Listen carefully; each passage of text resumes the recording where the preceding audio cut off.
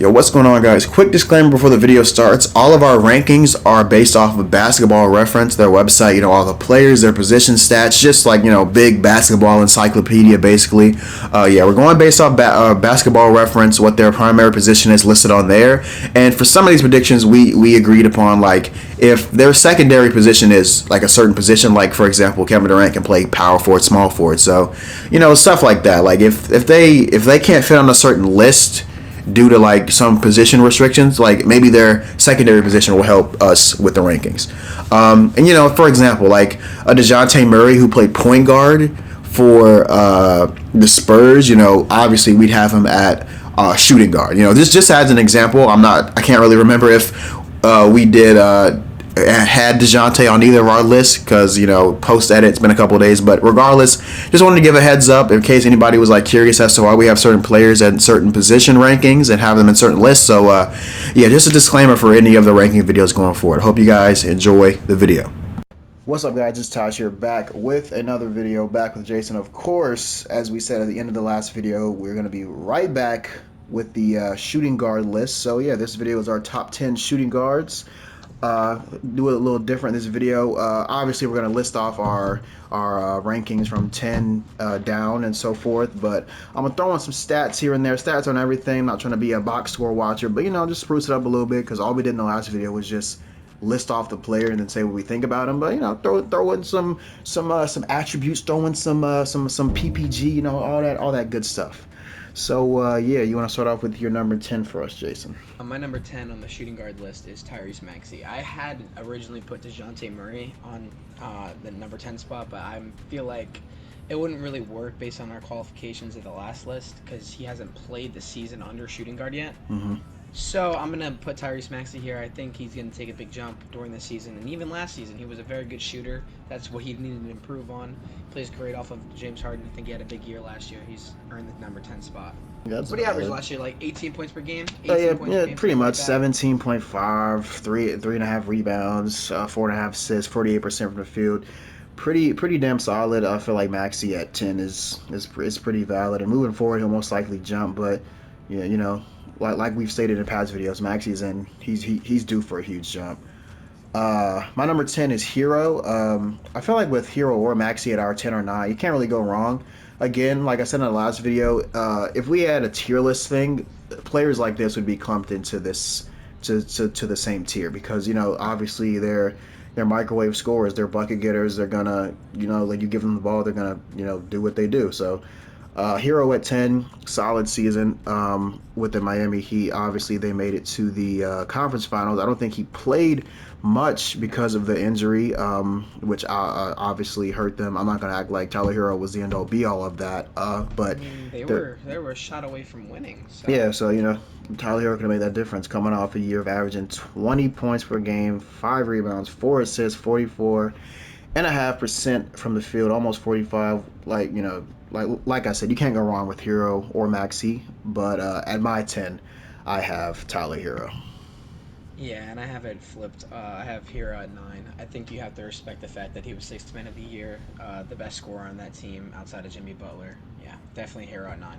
At my number 8, I have Anthony Edwards. Obviously, with the Rudy trade going down, they sent away a lot of their guys, so and is going to have a lot more room for run. I mean, he had a lot of room for run regardless with the people on the roster last year, coming off averages 21 points per game, almost 5 rebounds, almost 4 assists, 44% from the field. He's in another player I feel like is in for a huge jump. We could potentially see him jump into that top 5 shooting guard category after this year, I feel like. Yeah, I have Anthony Edwards at number 8. I don't want to use his projections to make him higher on the list, but I feel like last season, like you said, great scorer. Coming into this year, he's not going to be relied on too much to be a defender, considering what they added to the team with Rudy Gobert. So I think he'll bump his scoring up, definitely reach top 5 in the shooting guards, maybe heading into next year. Number 7, I have CJ Mccullum. I feel like as soon as CJ Mccollum was off the Portland Trail Blazers, he transitioned into a completely different player. CJ Mccollum, if I'm not mistaken, he averaged about 20 points per game. Led that team to the playoffs after they had such a mediocre start. They went to the play-in, they upset a couple teams, And then they almost beat the Suns, and he was a big part of that. I think coming into this next year, he's going to be a great veteran point guard. For last season, we're going to consider him a shooting guard because he played majority of that, but I think he will play point guard next year. And with the nice core of CJ McCollum, Brendan Ingram, Zion Williamson, and everybody else, because they have such a great team from top to bottom. Everybody has talent. I think CJ McCollum, is a great pick for number 7. Same for me. He's at 7 for me, coming off the average of 22 points per game, 5 assists, 46% from the field. Just like you said, willing that team to the playoffs because, like, before the trade deadline, even going farther back, at the beginning of the season started off at they started 1-12, and it was so laughable, but it was at the same time so unfortunate due to Zion not being there. So that trade just really changed the whole trajectory of the organization because if they don't trade for McCullum, I mean, yeah, you get Zion back going into next season, but is there really an upside to look forward to? So adding CJ, like you said, a veteran point guard, bucket getter, he's definitely improved his facilitating and playmaking ability being on this Pelicans team, and I feel like he's always been viewed by NBA fans as that secondary guy next to Dame. He was always the microwave scorer next to him, the bucket getter, obviously another ball handler, but we all know who the guy was around those parts in Portland. So to have CJ, be able to go off on his own and him come out and say he can hope he can retire a Pelican and just end off his career here at, I think, what is he? Let me check his age. He's 30 years old, 31 years old. So that's 4 or 5 years of right now prime CJ McCollum is pretty good for this Pelicans team. So major upside. Number 7 is solid for CJ. Definitely looking forward to seeing what the Pelicans can do next year. This third option spot for him is a very good spot for him. Hell yeah. You got 2 up and coming studs, stars in the league right now. We all know what Ingram and Zion can do, and then just adding CJ onto that is just another sprinkle. It's just dangerous, man. It's just dangerous. So best player ever to not make an All-Star team. We could probably make a list of players that can have that case scenario. But yeah, I'd throw CJ in that conversation definitely. You're number 6 on the list. My number 6 is Bradley Beal. The reason why he is not higher for me is because he missed a lot of time last year, and even when he was playing, they weren't too great. They had that great start to the season, and Brad missed some time, but he came back and they were going downhill. Yeah. Of course, Bradley Beal is a great player individually, but I think you have to take into account the team success and how throughout the years he has really just been empty stats besides the 1 year with Westbrook. But we all know Westbrook can make a bad team a playoff team. So Bradley Beal falls number 6. I understand his talent, but until he really just gets to the upper end of being able to contend with the team, he's not going to be higher on the list for me. I feel like everybody above him has done something in the playoffs and willed their teams to higher seeds. Yeah, it's all valid points. A lot of the time with Beal, it's he's gonna give you what he's gonna give you, and that's points, a lot of them at that. And yeah, it could be argued that they're empty stats. With him not making the playoffs pretty much at all since 2016 before Westbrook. It wasn't a lot going on, and then the Wall injuries, and then he gets traded, and it's just Beal out there on the island. With a couple of guys around him now, that could potentially help out with that. Ina Kuzma, Denny Advia, Daniel Gafford, just really good guys. Roy Hachimura, Porzingis, having all these guys come in, Johnny Davis they drafted. You'd hope that they can start to do something. But yeah, Beal is my number 6 as well on the list. Coming off of an average of 23 points per game, 4.5 rebounds, 6.5 assists, 45% from the field. He did miss a lot of time. There was a lot of discourse with Spencer Dinwiddie in the beginning of the season before he got traded, which infinitely ended up helping the Mavericks a lot and helping Spencer Dinwiddie out a lot coming off the ACL tear. So that's great for him. I wouldn't say discourse. He was just playing like ass. Oh that definitely was the case too. But even in some of the post game interviews, he after he got traded, he was certain guys just didn't like taking direction from him, or there was just a lot of turmoil for whatever reason. No one can tell you specifically why. We can only see stuff from the outside looking in. Dinwiddie seems like a solid guy, and seems like a solid guy to be at the.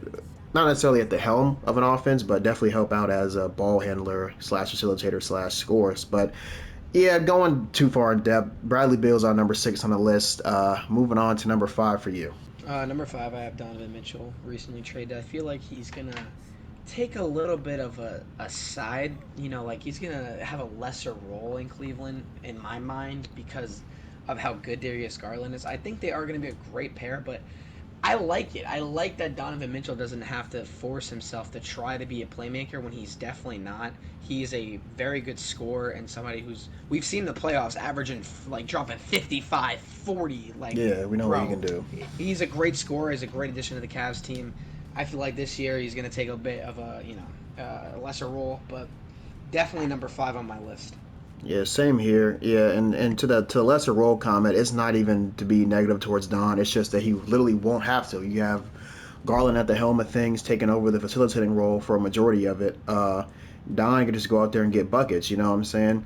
Uh, Donovan Mitchell, we all know what he's about, coming off an average of 26 points per game, 4 rebounds, 5 assists, 44% from the field.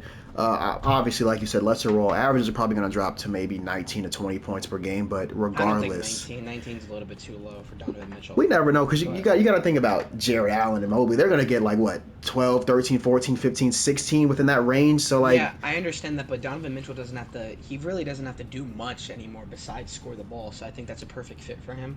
And now he has a better defensive-minded team around him instead of guys that are just mediocre, going to let their guy blow past them and have Rudy deal with it. So I think Donovan Mitchell can surely just focus on offense, just focus on scoring the ball. That part of offense, I definitely don't think he's dropping at 19.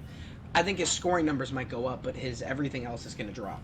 Like you said, a better defensive-oriented team. It's not just a bunch of, like you said, mediocre guys and one rim protector. We've got multiple rim protectors, guys who can switch and do a lot of good defensively. And hopefully, I'm not going to over-exaggerate like 90% of NBA Twitter and just NBA social media in general saying, oh, the backcourt is not going to be able to defend anything.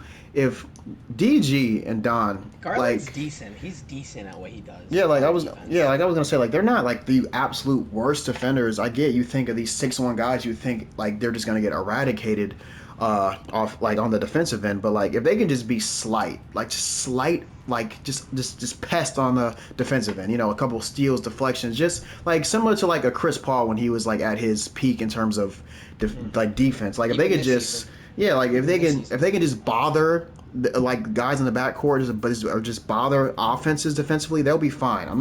No one's asking anything crazy from them defensively, but if they can just hold it down enough to where it's not like, them getting like bitched essentially, I feel like they'll be fine. But yeah, Don at 5, definitely a top 5 shooting guard. Heading into number 4, we have Jaylen Brown, obviously coming off the playoff performance and just the huge turnaround this season. We've said it a bunch in the past videos. Jaylen Brown right next to Jason Tatum, just elite duo. Jaylen Brown actually outperformed Tatum in the finals. Tatum just didn't have the best showing. His role better than Jason Tatum, but I don't think he played better because you have to understand the role that Jason Tatum has to play. He's the playmaker, he's the shot maker, he's a defender. He has to do everything. Jaylen Brown played his role better, which made it look like he played better, but Jaylen Brown really had one good game, if you think about it. A majority of that finals run, it was like, where is Jason Tatum, but also where is Jaylen Brown? I think they both disappeared. To say that he played better is because he played his role better. So yeah, I guess you can say he played better, but he wasn't really affecting shit like Tatum was, even when Tatum was playing bad. Coming off an average of 23 points per game, 6 rebounds, 3.5 assists, 47% from the field. Jaylen Brown, another guy who I feel like is going to take potentially jump into that top 3 realm. There's no guarantees for sure, but if we're talking, coming off a finals appearance, coming off of a pretty good playoff run in general, a huge regular season turnaround, Jaylen Brown and Jason Tatum are gonna just go crazy on the Celtics. Your number 4 for you, I'd assume, is same as well. My number 4 is Jaylen Brown. I was going back and forth with my number 4 and my number 3. I think Jaylen Brown, I'm just going to go into number 3. I think Jaylen Brown is definitely a more well-rounded player than Zach LaVine, but I think you cannot ignore how good of an offensive threat Zach LaVine is, bro. Yeah. If Zach LaVine plays just a little bit of defense, there's no question he's better than Jaylen Brown. But right now, I still feel Zach LaVine is the better player than Jaylen Brown. Through the entire year, Zach LaVine, when he was healthy, just fucking 30 balls, 25, 40, Yeah, he did take a little bit of a backseat to DeMar DeRozan last year, but I feel like that's a one-year thing. I don't think DeMar DeRozan's going to play to that level every single year. I think this was a bit of an outlier. Zach LaVine becomes the number one option on that team next season and moving forward. Yeah, and a lot of that was due to the fact that Zach had a bunch of injuries dealing with. So if Zach's there, we never know if we see DeMar DeRozan do what he did. But shout out to DeMar DeRozan. No disrespect to DeMar DeRozan. But yeah, like you said, when Zach comes back and he's hopefully healthy for majority of the year, Zach will be that main guy going off. With the Bulls, I don't know if they're a playoff team anymore because you heard the news about Lonzo Ball. Yeah, I hate that, bro. Hate that. I don't think they're going to be a playoff team, especially because of this Cleveland trade, the Atlanta Hawks trade. Those two trades alone bump them down a lot in the standings. Yeah, it's definitely going to be interesting to see how the Bulls react to all this going on. It can't just be Zach and DeMar out there doing it all. Losing Lonzo is big. You still got Caruso, which is cool. I mean, they brought in Drummond. It's solid, but I mean, it's not like earth shattering. And I'm definitely looking forward to seeing what the Bulls do. But yeah, just going back to Zach LaVine before we move on to our next couple of picks. Coming off an average of 24 points per game, 4.5 assists, 4.5 rebounds, 47% from the field. We know what Zach's about, and like we said, going into next year, hopefully they can all figure it out. But yeah, moving on to your number 2. Number 2, I have Devin Booker. Regardless of the crazy breakout season that Devin Booker and the Phoenix Suns had last season, I don't think he's better than the guy I have above him, man. Who we both have above him, man. Yeah, we both. Okay, we both. I didn't know if we both. Yes. I don't think he's better than Paul George yet. I think he possibly could be, but last season was Booker's year. Paul George was injured for a majority of the season. You could argue that he shouldn't even be on this list. But if we're projecting and seeing that the Clippers are heavy finals favorites, Paul George is better than Devin Booker regardless. And if coming into this year, the Clippers win the championship, there's no doubt in my mind that Paul George is better than Devin Booker. Devin Booker, crazy year. There's not a lot he can improve on. Mm-hmm. Second best is pretty decent. Hell yeah, and a lot of people might disagree. It was crazy. I remember going back thinking about it now. Devin Booker was like making the case on Twitter, like, I'm the leading scorer on the best team in the NBA. Why am I not in MVP consideration? MVP. Yeah, coming off a year of 27 points per game, 5 rebounds, 5 assists, 46% from the field. It's a valid point, and like that's a whole different discussion. Getting into like the determinants of what makes you, like what gets you into MVP voting. A lot of people might have Devin Booker number 1 on the list. I feel like there's no like set answer, but I feel like the consensus, Paul George, like I feel like if you ask like 95% of NBA just fandom, like people are going to say Paul George is the best shooting guard in the league. Even as of right now, with the injuries, they made it into the play-in, and Paul George, like unfortunately and weirdly conveniently got COVID the game they needed to win, which is sucks for them. And like we all saw what Paul George did without Kawhi Leonard last year in the playoffs, making it all the way to the conference finals. Like beginning of the season to this year, Paul George was making a big MVP case, and then he went down with injury, which is unfortunate. I feel like maybe we look at this a couple months ago, we say Paul George isn't better than Devin Booker because of what we see in the moment. But yeah, Paul George for me. There's just no shooting guard on this list that does it the way Paul George does. Paul George is a shot creator, shot maker, defensive player of the year type of player. Has improved his facilitating ability just like all around. Paul George is him, bro. Like, come on. Like personally, like just like we're already high on Paul George, so you could add a little bit of bias. But at the same time, bro, like I said, consensus, you ask anybody, Paul George is the number 1 shooting guard in the league right now. I think if you ask people, they would say Devin Booker, but if you ask them who's better, Paul George or Devin Booker, they'll say Paul George. Yeah, it's kind of something that people don't really. Like when you think of best shooting guard in the league, oh, Devin Booker, but when you compare the two, you think Paul George is definitely better than Devin Booker, and that's no slight to Devin Booker at all. I just feel like he's not on the same level as Paul George. And I mean, no, obviously I'm talking about everybody else on the list. I don't think these guys are on the same level as Paul George. I look at Paul George as a top 10, top 12 player in the NBA. and Devin Booker's just right outside of that. I just don't think he's elite of the elite like Paul George is. Yeah, there's certain echelons that you hit as a player, and Paul George is just on a different level. And like you said, no slide at D-Book. Second best is still amazing. And saying second best again is no slide at Devin Booker. Elite talent, best team in the league last year, leading scorer, all that great stuff. But Paul George, what he's going to bring to the table every single game, regardless of the team, is just insane. He had a peak in on the Pacers. He had a peak in OKC, and I wouldn't say he's hit his definite peak on the Clippers, but he's still like doing what he's done his whole career. There hasn't been any regression.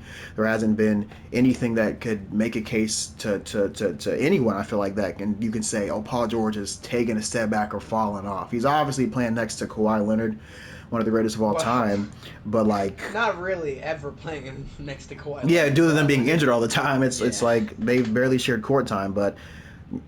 We can go on and on about how great Paul George is, how much we love his game and feel where he needs to be positioned. But yeah, for us, man, Paul George is our number one shooting guard. Any other comments or any things you want to say about any of the players anywhere, or any honorable mentions you have? I don't have any. I don't think. I mean, honorable mentions. I have Jordan Poole as an honorable mention. I just feel like it was way too early to slide him into a top 10 list, but I think surely soon enough he'll be top 10 shooting guard in the NBA. And I just don't. I remember like midway through the season or like the playoff run, you and I were arguing about who is better, Tyler Hero or Jordan Poole, and I don't know. I guess it completely changed from your argument back then. Yeah, we don't even have him on the list. Yeah, that's true. I did have Poole. It might have been a case of me falling victim to it again. Recency bias. I feel like recency bias. It has a place in debates / arguments, but at the same time, you can't go solely off of that. Like we have Jaylen Brown that's on the list, regardless of the finals run. I feel like that was still the case, regardless. Like other players like Maxi and Ant. Like before they really took that jump like towards the end of the season, like we had them there regardless. So recency bias, I feel like is warranted in debates, but I don't want that to be like the sole purpose for picking things. I mean, clearly we have no recency bias. We have Paul George number 1 and Devin Booker number 2. Yeah, that's very true. That's very true. That's a very good shout for Jordan Poole. He's probably like 11 if we were to go that 11. High on a list. Or 12. Hey, there's no telling. There's no telling. But yeah, guys, in the comments, let us know your top 10 shooting guard list, what you agree with, what you disagree with. Let us know all your takes in the comments. So yeah, that's pretty much it for this video. Hope you all enjoyed. Catch you on the next one. It's Taj, and I will see you guys later.